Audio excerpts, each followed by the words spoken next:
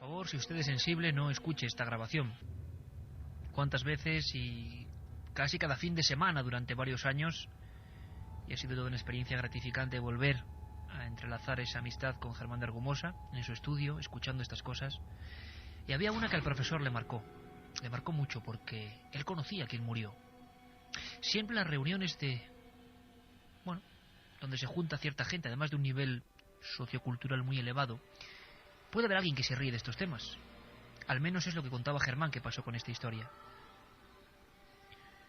Una persona en concreto, ahora vamos a descubrirlo en profundidad con Santiago Vázquez, escuchó algo con cascos, pero es que las 12 personas, si no recuerdo mal, que integraban aquel comité de investigación, escucharon cada uno y no había discusión. No era tú has escuchado una cosa y otra. Lo que vais a escuchar es la famosa psicofonía que supuestamente mató a alguien y que tantos ríos de tinta e internauticos ha hecho correr en estos últimos días. Es cierto que hay una muerte, es cierto que una de las personas presentes en esta psicofonía muere. Es cierto que precisamente era el más escéptico. El peligro del escéptico es reírse de un tema, eso nunca debe hacerse.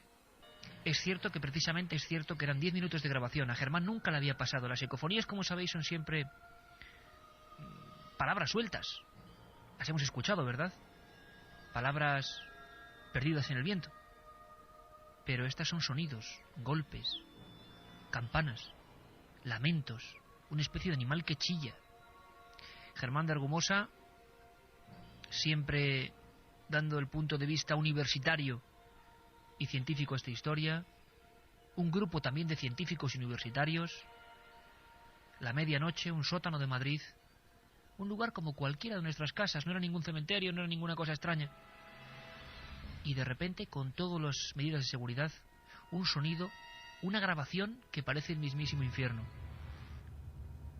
Es 1 minuto y pico, la grabación original son 10. Allí no se escuchaba absolutamente nada. La gente se puso en otra sala. Esa grabadora estaba en silencio total, en un sótano. Lo escuchamos.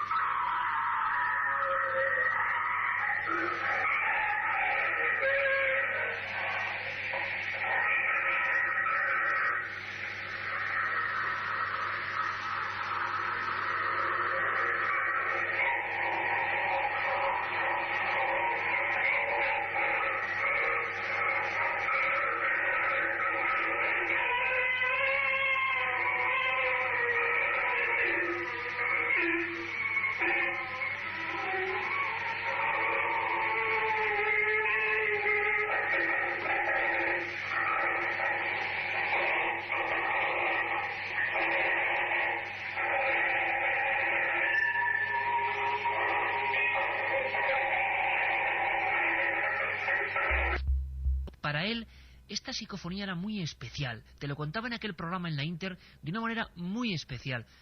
Santiago, el círculo continúa. ¿Tú podrías contarnos la historia de estos sonidos tan entrelazados, estos gritos, estos golpes? Había un contexto, ¿verdad?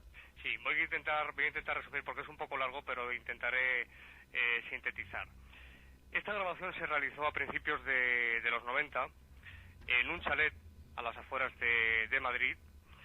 Por aquel entonces, don Germán tenía la costumbre de reunirse al menos una vez al mes con un grupo de personas, todas muy interesadas en estos asuntos, no solamente de la parapsicología, en humanidades en general. Se hacía una cena y después de esa cena, pues se establecía una charla, coloquio, tertulia y demás. Y una noche se le pidió al profesor hacer una experiencia de psicofonía. Él siempre dice, y así se debe hacer, que no lo hizo por entretenimiento de esos compañeros, sino porque había un interés realmente serio en el asunto. Pues bien, bajaron al sótano de ese chalet y en una de las estancias colocaron una grabadora. Hay un acta firmada de los 12 testigos de aquella madrugada. Esta grabación se realizó aproximadamente pasadas las 2 de la madrugada. Se dejó el aparato durante aproximadamente unos 10 minutos en absoluto silencio,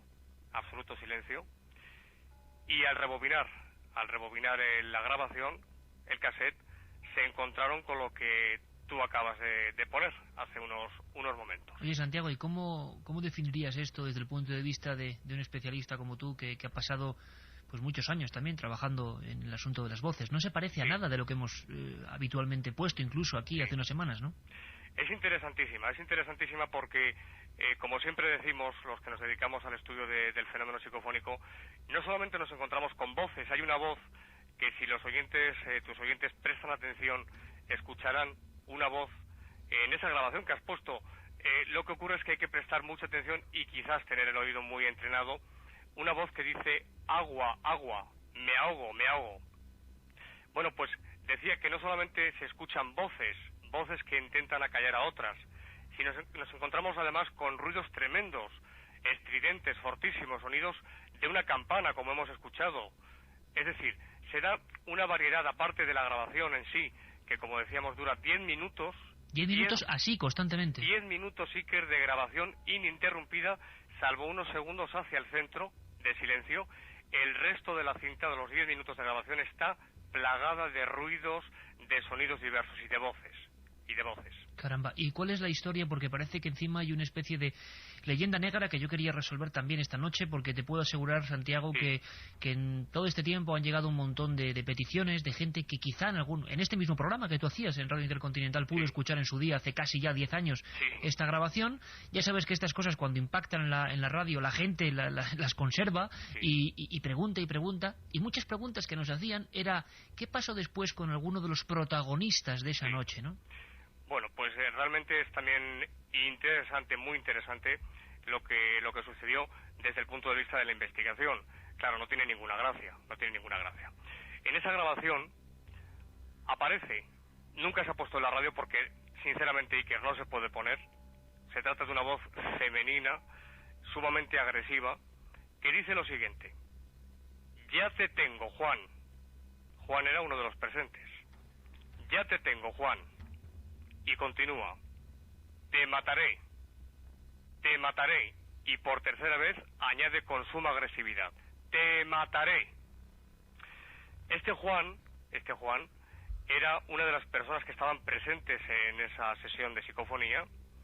Era un diplomático de aproximadamente unos 40 años de edad. Chileno, creo, ¿no? Además. Que se encontraba esa noche en esa casa y que murió a los 3 meses de realizarse esta grabación, ahogándose y pidiendo agua. Cuando el profesor Argumosa habló con el médico que la atendió en sus últimos momentos, le preguntó que cuál había sido la causa de su muerte, y el médico le contestó que de paro cardíaco. Pero claro, de paro cardíaco morimos todos. Cuando el corazón deja de funcionar, la persona muere. Es decir, que no se supo, en palabras del profesor, no se supo realmente la causa de la muerte. ¿Esto qué quiere decir? Quiere decir que la causa paranormal mató a Juan. Esta es una hipótesis, pero en palabras del maestro en este caso, yo también personalmente me inclino por esta hipótesis, es que la causa paranormal, quien provoca esas voces, en este caso quien dijo ya te tengo, Juan, te mataré, lo que sucedió es que conocía el futuro de Juan, porque tienen conocimiento del futuro. Las voces psicofónicas en muchísimos casos se ha dado, tienen conocimiento del futuro, conocía el futuro de Juan y se hizo pasar por la causa de su muerte. Sabemos que las causas paranormales, de una forma directa, o por lo menos así lo demuestra la estadística, no matan. Sí pueden inducir a un sujeto a que cometa un acto que le lleve a la muerte. Como ha ocurrido, ¿no?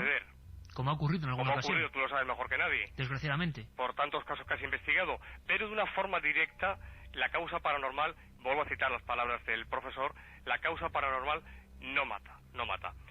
Así que tenemos que inclinarnos por la hipótesis de que la causa conocía el futuro de Juan y se hizo pasar por la por la causa de su muerte. Sencillamente terrorífico. A principios de los 90, en un chalet de las afueras de Madrid, Sí, una cosa como cualquier otra, ¿verdad?